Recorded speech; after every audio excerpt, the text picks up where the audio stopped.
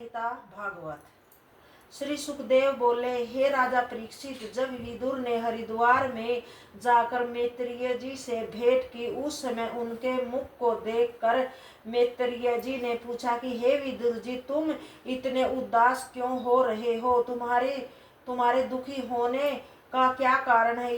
यह बात सुनकर विदुर जी ने भगतराज उद्धव से भेंट होने का समस्त वृत्तांत कह सुनाया, और जिस तरह उद्धव जी ने उन्हें बताया था, वह श्री कृष्णचंद्र जी के अंतर्ध्यान होने से महाभारत में दुर्योधन आदि कौरवों के मारे जाने से और यदुवंशियों के आपस में संहार होने का वृत्तांत कहते हुए इस प्रकार कहने लगे कि हे ऋषिवर, भगवान श्री कृष्णचंद्र के गोलोक धाम पधारने से मेरी यह हालात हो गई है। अब मेरी इच्छा है कि आपने उन सच्चिदानंद भगवान पुरुषोत्तम के मुख रविंदर से जो ज्ञान उपदेश सुना है, उसे आप मुझे भी सुनाने की कृपा करें। मैत्रेय जी ने यह सुनकर विदुर जी से बोले, हे विदुर जी, जिस ज्ञान को सुनने की तुम्हारी इच्छा हो उसे मुझे बताओ। मैं भगवान श्याम सुंदर के मुख से उस विषय में जो कुछ सुना होगा उसे तुमको भी सुना दूंगा। विदुर जी बोले, हे ऋषिवर, मनुष्य अपने सुख के लिए परिश्रम करता है, इसलिए आप सर्वप्रथम मुझे यह बताने की कृपा करें कि जिस दुख को देने वाला कौन है। पश्चाताप आप मुझको यह बताएं कि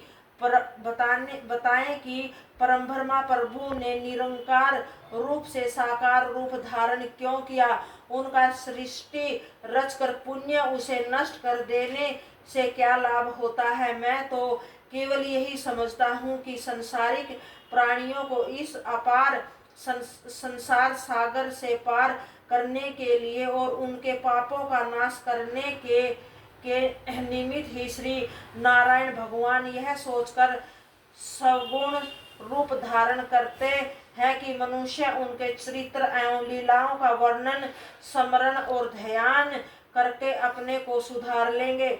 इतने पर भी यदि संसारिक प्राणी अपने अज्ञानवश उस परब्रह्मा परमेश्वर के लीला चरित्रों को सुनने की और अपना ध्यान न लगाने और रात दिन संसारिक माया मोह में फंसे रहकर अपने जीवन को समाप्त कर रहे हैं, तो यह उनका बड़ा ही दुर्भाग्य है। मुझे यह भी बताइए कि आदि पुरुष भगवान किस तरह से ब्रह्मा बनकर संसार की सृष्टि रचते हैं और विष्णु बनकर सबका पालन करते हैं तथा शिव के रूप से किस तरह जगत का संहार करते हैं। ऐसा कौन सा उपाय है जिसके करने पर श्री नारायण भगवान प्रसन्न होते हैं और संसारिक मनुष्य अपनी अभिष्ट कामना को पाकर अंत में मोक्ष पद को प्राप्त करता है? 84 लाख योनियों में घूमने और नरक में बहुत कष्ट भोगने के पश्चात जब यह जीवात्मा मनुष्य देह धारण कर लेता है, तब भी वह प्रभु की माया में लिप्त रहकर अत्याचार करना क्यों नहीं छोड़ता? वह ऐसा कार्य क्यों नहीं करता जिसे सदा के लिए आगमन से मुक्त हो जाए? हे नाथ, यह सब वृत्तांत आप मुझे कृपा कर बताइए, तभी मेरे मन का संदेह नष्ट होकर मुझे ज्ञान प्राप्त हो सकेगा। जय गीता भागवत।